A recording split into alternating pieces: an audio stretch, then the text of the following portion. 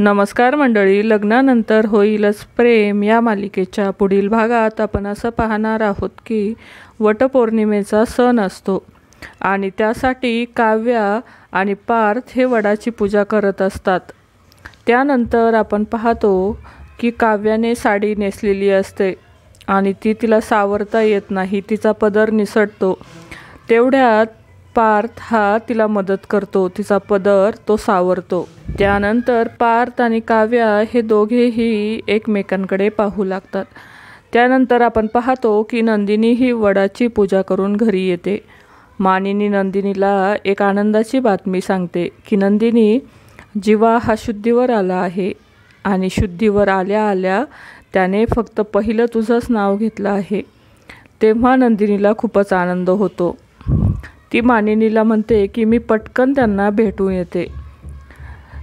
तेवढ्यात ती जीवाकडे जाणार, तेवढ्यात मानिनी तिला अडवते।